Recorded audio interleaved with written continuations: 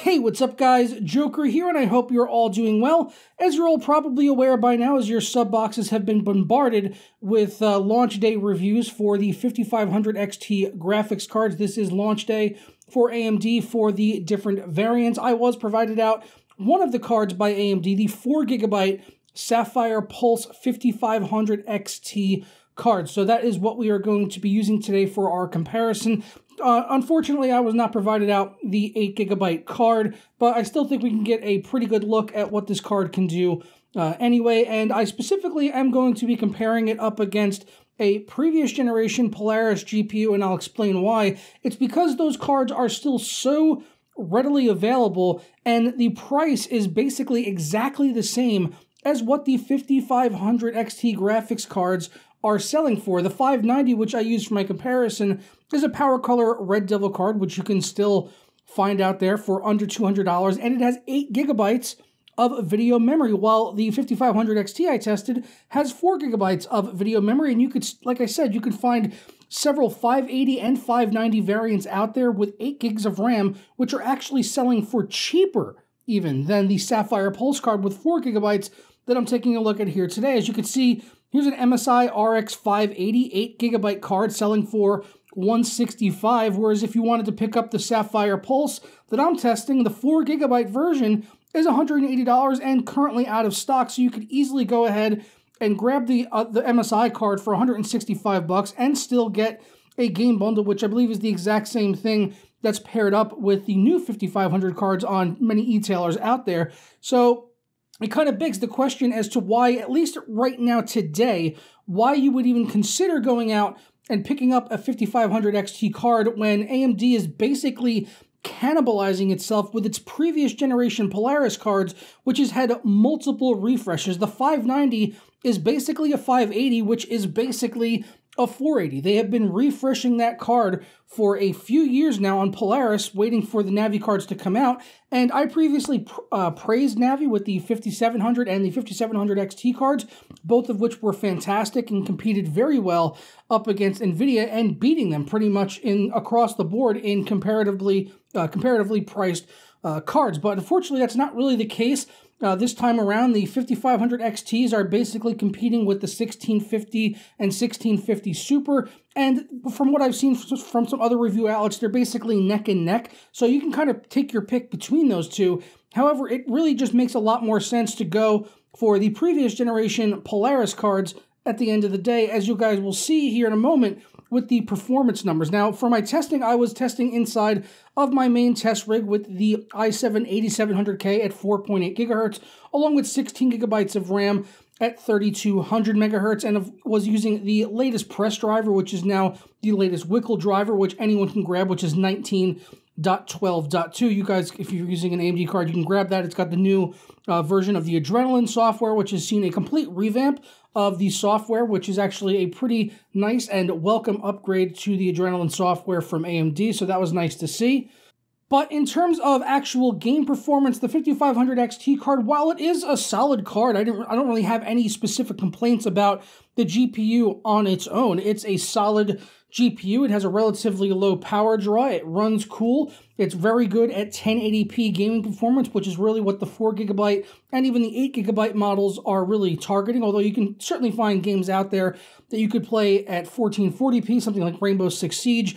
Probably wouldn't be an issue at 1440p high settings. I was testing at 1080p on high settings for the comparison here with the Power Color RX 590, but pretty much in every single game apart from like one, the 5500 XT was losing considerably. In some games only by a couple FPS, in other games by upwards of 15 to 20 frames per second, which just makes the Polaris GPUs look like a much better buy, as that AMD fine wine technology has really helped age the Polaris architecture really well. And even though RDNA is new, it's exciting, 7 nanometer and all of that, unfortunately, when you slot these cards in with the price that they have right now, it just doesn't make a ton of sense to go pick up the 5500 variants. So taking a look at the 1080p high settings performance of the 4GB 5500 XT versus the RX 590, you can see that it is very, very close in some games, while in some other games the disparity is quite large. Something like Assassin's Creed Odyssey is extremely close, where the 590 only won by 2 FPS, but then you have something like Rainbow Six Siege, where FPS matters a lot, losing from 155 down to 137 on the 5500 XT card. Division 2 was 71 FPS versus 78. F1 2019 also saw a very large disparity, getting 102 on the Navi GPU versus the 119 for the aging now Polaris GPU RX 590. Shadow of the Tomb Raider saw an 11 FPS difference on the DirectX 12 API favoring the RX 590, while Strange Brigade on Vulkan saw a very huge jump for the RX 590, winning by 119 versus 98. Gears 5 was actually the lone title, which for some reason seemed to favor the 5500 XT GPU, which I don't really have an explanation for exactly why that's happening, but it ended up winning by 80 to 72 FPS.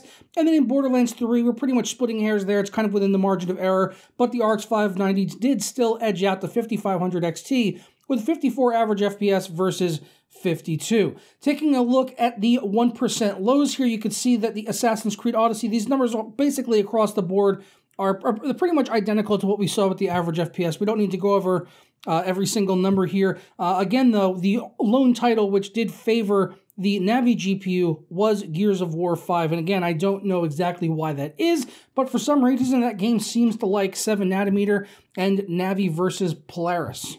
So those are all the performance numbers that I have for you on the 5500 XT 4GB card, which I was provided out. I do wish that I could have some more data to provide to you guys on other cards out there in the market, but there are literally dozens of other reviews out there, which I had a chance to take a look at earlier today. It's kind of the reason I held back my video until later in the afternoon, as I wanted to see what other people were saying about these cards, see what their testing was showing with some cards that I don't personally have. NVIDIA never sampled me the 1650 or the 1650 Super because politics, and they don't like how I talked about their RTX cards. I don't really care, honestly. They can blackball me all they want. Didn't get any of the 1650 cards, so that's a bit of a shame.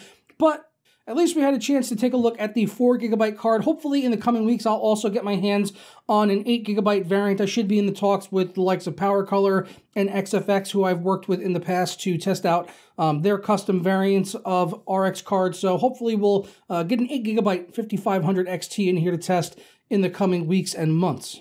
If you do want links to where you could pick up the 5500 XT or any of the RX 590 or 580 variants, I will leave some affiliate links down in the description below, but you know, it's going to be kind of, with the RX 580 and the 590, not all of them are available right now, but they are still readily available, and you can find them pretty easily, and again, some of them cheaper than the 5500 XT, but as you saw by the performance numbers, actually performing considerably better in some titles a little bit closer, losing out in the one game Gears of War 5, but for the most part, if I'm buying a card right now, pre-Christmas, 2019, I'm going for the Polaris card. I'm going for either an 8GB RX 580 or an 8GB RX 590. That would be the route that I would personally pursue. And if you get into the used market, you probably can find these cards for around $100. They're going to be that cheap if you do something on eBay, and that is going to pretty much beat the new cards from AMD. So I feel like they kind of missed the mark, unfortunately, with the 5500 launch.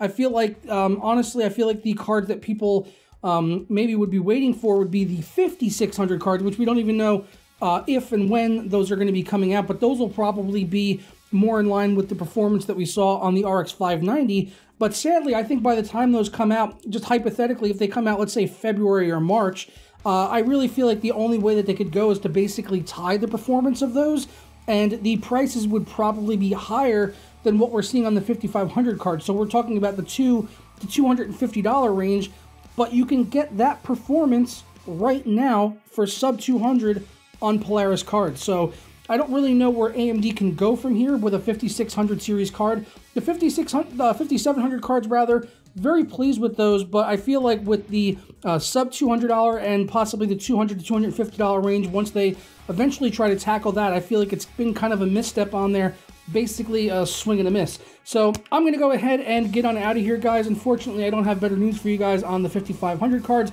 but leave me your thoughts, opinions, comments down below. As always, I look forward to reading through those. If you enjoyed this video or learned something new, leave a thumbs up on it, subscribe if you're not already, and I'll see you all tomorrow for another video.